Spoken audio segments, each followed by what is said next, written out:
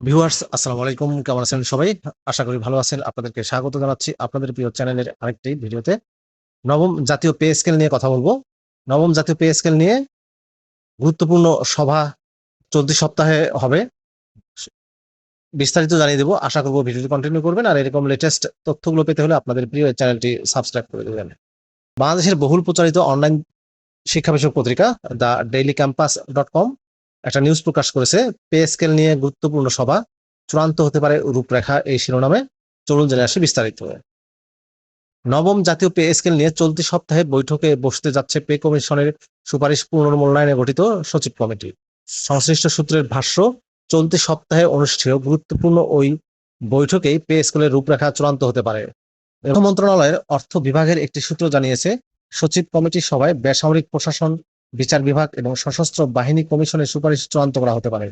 এরপর সচিব কমিটি এ বিষয়ে একটি প্রতিবেদন অর্থ মন্ত্রণালয়ে জমা দেবে। অর্থ মন্ত্রণালয় পরবর্তীতে সেটি প্রধানমন্ত্রীর দপ্তরে জমা দেবে।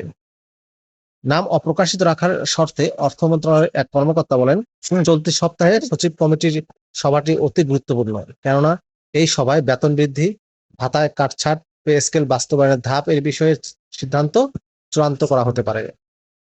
2 ধাপে পে স্কেল বাস্তবায়ন। শুরুতে 3 ধাপে পে স্কেল বাস্তবায়নের পরিকল্পনার কথা জানানো হলেও এবার সেই অবস্থান থেকে সরে এসেছে পে স্কেলের সুপারিশ পর্যালোচনায় গঠিত সচিব কমিটি বলে জানা গেছে। 2 ধাপে এটি বাস্তবায়নের পরিকল্পনার কথা জানিয়েছেন সংশ্লিষ্টরা। প্রথম পর্যায়ে এজন্য 44,000 কোটি টাকা খরচ হতে পারে। জানা গেছে, নতুন পে স্কেল বাস্তবায়নে নীতি নির্ধারক পর্যায়ে একাধিক প্রস্তাব নিয়ে আলোচনা হয়েছে। সরকারি হিসাবরক্ষণ পদ্ধতি বা আইবাস ডাবল প্লাস সফটওয়্যারের জটিলতা সৃষ্টি না করতে একবারেই মূল বেতন কার্যকর করা যৌক্তিক মনে করছে অর্থ বিভাগ। সে কারণে সামগ্রিক প্রক্রিয়াটি 2 ধাপে সম্পন্ন করতে চায় কমিটি। এক্ষেত্রে প্রথম ধাপে অর্থাৎ চলতি অর্থবছর থেকে শতভাগ মূল বেতন বৃদ্ধি করা হতে পারে। আর দ্বিতীয় ধাপে অর্থাৎ আগামী 27-28 অর্থবছরে ভাতা ও অন্যান্য সুবিধা বৃদ্ধি করা হতে পারে। গ্যাজেট জুলাইয়ের মাঝামাঝি।